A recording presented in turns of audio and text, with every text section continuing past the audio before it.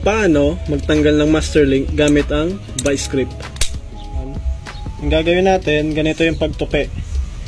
Pero hanggang dito lang siya, tingnan nyo na lang. Yan siya. Okay, ganun siya. Tapos huliin mo pa ng ganito. Ngayon, kapag nahuli mo na siya, mapapansin nyo medyo natanggal na siya. Kasi ito na yung pumipersa humatak eh. Pero ito kasi malambot na, pero kapag yung mga master link nyo matagal na tapos hindi pa nabubuksan, sobrang tigas niyan, kaya kailangan nyo na ito. Yan siya. Iipit mo lang. Yan. Pansin nyo, hindi pa siya nabubuksan ng gusto. Ngayon, yung sinabi ko, papaluin natin. Depende na sa inyo kung dito or doon. Pataas dito or pababa dito. Ayan, tingnan nyo. Bantayan nyo kasi pwede siyang tumalsik at baka mawala yung master link nyo. Kunti lang na palo.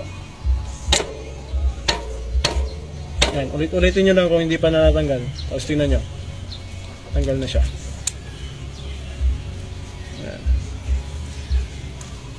Ayan siya. Kapag luma na yung master link nyo, talagang matigas to. Pero sa akin kasi ilang beses na namin binuksan ngayon para sa mga tutorial. Yan, ganyan lang siya kadali. At ganyan kung